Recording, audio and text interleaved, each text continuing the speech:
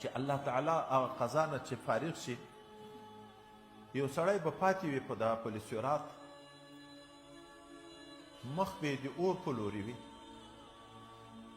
او دا به اخرنی سړی وي چې جنت ته بیا داخلیږي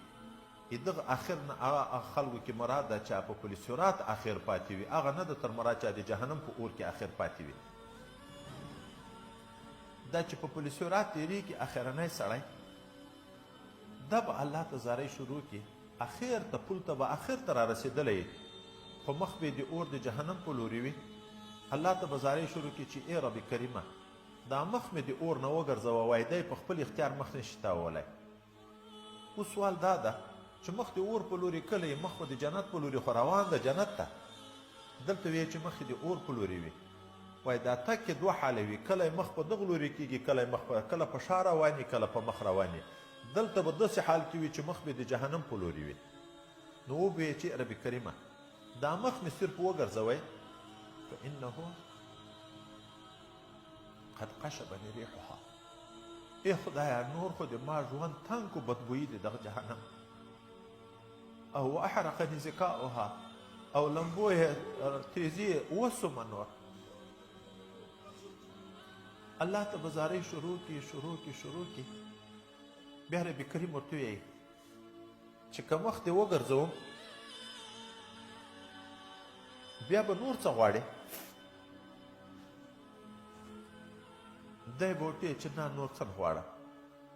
او خپل رب ته قسم باندې ووایي چې ما دې په تا په ذات قسم یې چې زه به بیا نور څه نه وغواړم الله تعالی یې مخ وګرځوي د اور نه دلته حدیث کې اختصار د وروسته بیا بل حدیث را روان ده چې اول الله یوه ونه ور وویني بیا الله ته څه وخت سکوت بیا ورته چې ما یغه ونې ته ور ورسئ نور څه نه غواړم خو دلته به اوس نن د ده حدیث موافق ذکر کړو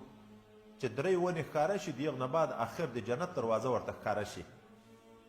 چې جنت وویني څه وخت سکوت وکړي بیا ویې چې ای رب کریمه صرف دروازې د جنت ته مې وروله الله تعالی بیا ورته وایي ولې تا ما سره قسم نه و کړی چې نور څه نه غواړم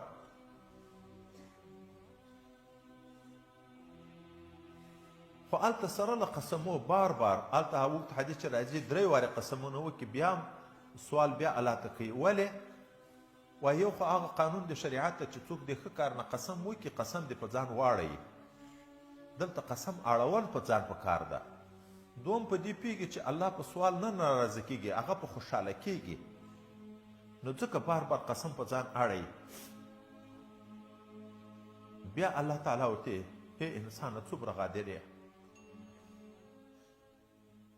بیا ورته چې انسانه بیا به نور څه غواړې دی به ورته وایي ما د تا په عزت قسم وي چې زه بیا نور څوک نور شی نه وغواړم صرف هغه جنت دروازې ته مې ورنږدې کړه الله تعالی یې د جنت دروازې ته نږدې کړي چې جنت دروازې ته نږدې شي د جنت دروازه خلاصه شي